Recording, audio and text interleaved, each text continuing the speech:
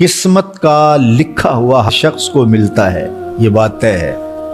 مجھے اور آپ کو وہی مل رہا ہے جو ہماری قسمت میں لکھا ہے، اس سے ایک حبہ بھی، ایک دانہ بھی کم نہیں ملے گا اور ایک زیادہ نہیں ملے گا۔ صحیح حدیث ہے، بخاری کی دیگر کتب حدیث میں موجود ہے، جب بچہ شکم مادر میں 120 دن کا ہوتا ہے تو 4 ماہ کا جب بچہ شکم مادر میں ہوتا ہے تو اس کی روح پھونکی جاتی ہے، تو فرشتہ آ کے اس کی عمر بھی لکھ جاتا ہے، اس کا شقی و سعید ہونا بھی لکھ جاتا ہے اور اس کا رزق بھی لکھ جاتا ہے۔ تو رزق جو لکھا گیا وہ ہمیں ملے گا، اور جب جب ملنا ہے تب تب ملے گا۔ جو لکھا گیا ہے وہ بہر صورت ہمیں حاصل ہوگا۔ اب وہ جو ہماری قسمت کا رزق ہے اس کے حصول کا ذریعہ کیا ہے؟ بذریعہ حلال ملتا ہے یا اس کے ذرائع حصول کے وہ حرام ہیں؟ تو یہ اللہ کے ذکر کو چھوڑنے کی سزا یہ ہے کہ ملا وہی جو قسمت کا تھا، لیکن دولت عثمان نہ ملی، دولت قارون ملی۔ لکھا جو تھا، مقسوم تھا، ملا وہی، ایک دانہ بھی زیادہ نہیں ملا اور ایک دانہ بھی کم نہیں ملا، لیکن اس کی سزا کاٹنی پڑے گی، اس لیے کہ حصول کے ذرائع حرام تھے۔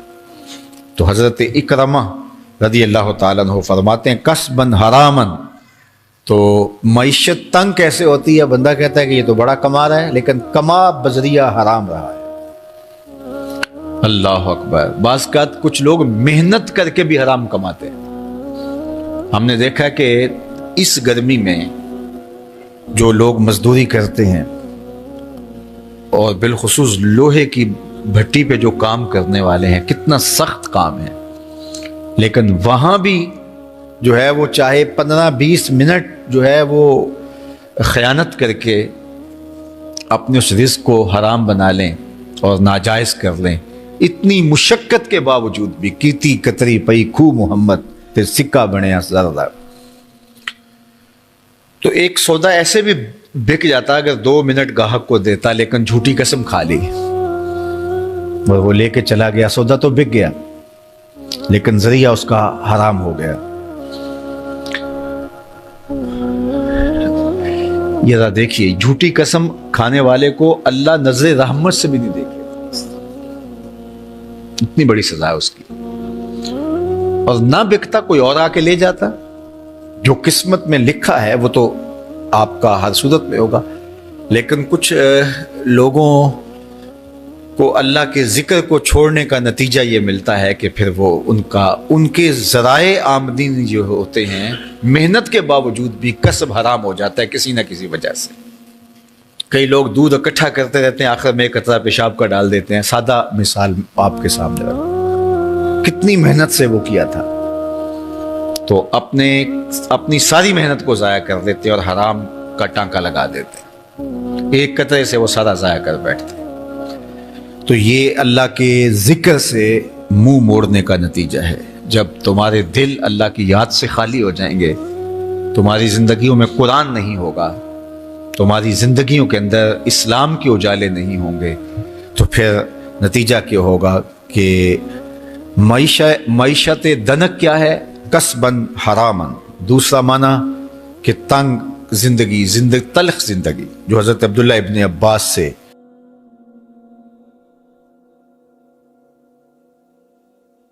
یہ امت خلیفہ بلا فصل، خلیفہ اول، امیر المومنین حضرت سیدنا ابو بکر صدیق رضی اللہ تعالیٰ عنہ کی مرہون منت ہے، ان کی احسان مند ہے۔ اقبال نے کہا تھا امن الناس بر مولائے ما، کلیم اول سینائے ما، ہستی او کشت ملت را چوں ابر، ثانی اسنین و غار و بدر و قبر۔ کہتے ہیں کہ وہ شخص جس نے ہمارے آقا و مولا پہ سب سے زیادہ احسانات کیے، اور میرے آقا کریم نے ارشاد فرمایا میرے اوپر جس نے بھی کوئی نیکی کی میں اس کا بدلہ چکا دیا دنیا پر ہی، لیکن ایک ابو بکر ایسے ہیں جن کی نیکیوں کا بدلہ قیامت کے دن رب ہی چکائے گا۔ یہ حضور علیہ السلام نے ارشاد فرمایا، اور پھر میں ما نفعنی مال احد قط، ما نفعنی مال ابی بکر، مجھے کسی کے مال نے اتنا نفع نہیں دیا جتنا ابو بکر کے مال نے نفع دیا۔ اپنا سب کچھ حضور کی راہوں میں نچھاور کر دیا، مال پیش کیا، جان پیش کی، اولاد پیش کی، وقت دیا، ایک ایک سانس حضور کے نام کر دی۔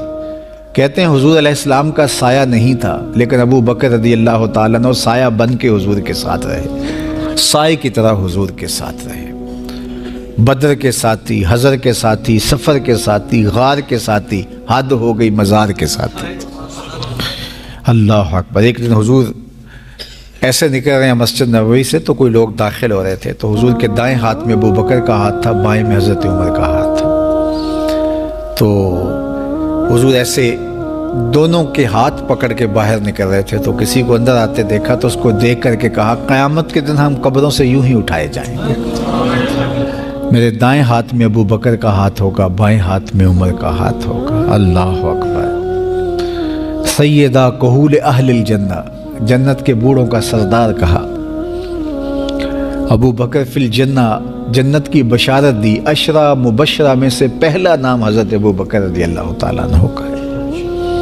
فرمایا میرے دو وزیر آسمان پہ ہیں، دو وزیر زمین پہ ہیں۔ آسمان پہ میرے دو وزیروں کا نام جبرائیل و میکائیل ہے، اور زمین پہ اوپر میرے دو جو وزیر ہیں، ایک کا نام ابو بکر ہے، ایک کا نام عمر ہے۔ تو کیا شان ہے حضرت ابو بکر صدیق رضی اللہ تعالیٰ۔ ہر نبی کا صحابی عظمتوں کے معراج پہ ہے، لیکن جو شان حضور کے اس جان نثار کو دی گئی ہے، اللہ اکبر۔ قرآن نے بھی کہا نا وَثَانِيَ اثْنَيْنِ إِذْ هُمَا فِي الْغَارِ، اللہ اکبر، دو میں سے دوسرا، اللہ اکبر، جب وہ غار میں تھے، دو میں سے دوسرا۔ اس لفظ کی خوبصورتی ملاحظہ کیجئے، دو میں سے دوسرا۔ حضرت عمر کہا کرتے تھے، حضرت صدیق اکبر کا ذکر کرتے ساتھ رو پڑتے اور کہتے کہ ابو بکر میری ساری زندگی کی نیکیاں لے لیں، وہ غار والی ایک نیکی مجھے دے دیں۔ ساری نیکیاں زندگی کی ابو بکر لے لیں، ایک نیکی غار والی مجھے دے دیں۔ تو ان کی ساری نیکیاں ایک طرف اور ابو بکر کی ایک نیکی ایک طرف۔ اور حضرت عمر کہا کرتے تھے کاش میں ابو بکر کے سینے کا بال ہی ہوتا۔ کوئی کم شان ہے؟ یہ حضرت عمر کہہ رہے ہیں، یہ عمر جس کے بارے میں میرے حضور علیہ السلام نے فرمایا کہ میرے بعد اگر نبوت کا دروازہ بند نہ ہوا ہوتا، میرے بعد اگر کسی نے نبی ہونا ہوتا تو وہ عمر ہوتا۔ اتنی شانوں کے مالک۔ ان الشیطان یفر من ظل عمر، شیطان عمر کے سائے کو دیکھ کے بھاگ جاتا ہے۔ وہ عمر کہہ رہے ہیں کاش میں ابو بکر کے سینے پر اگا ہوا بال ہی ہوتا۔ یہ شان ہے، یہ عظمت ہے۔ سارے حضور کے صحابی عظمتوں کے معراج پر، لیکن ان کی شان ہی وکری ہے۔ کسی پنجاب شاعر نے کہا کہ سارے یار نبی دے سونے، نہیں کوئی اینا یاراں ورگا، نہ کوئی ہویا نہ کوئی ہوسی، اینا جان نثاراں ورگا، نہ اس ترتی پیدا کیتا، اینا یاراں ورگا، اعظم شان صدیق کی دساں اکو یار ہزاراں ورگا۔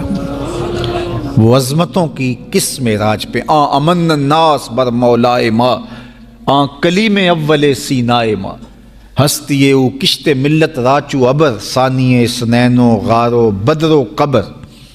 بدر کے بھی ساتھی، قبر کے بھی ساتھی، مزار کے بھی ساتھی، غار کے بھی ساتھی، اور کھیت اسلام کی کھیتی کے لیے ابر بہار کی طرح برسے اور سیراب کر گئے، اور اس امت کے لیے انہوں نے جو کام کیا وہ انہی کا مقصوم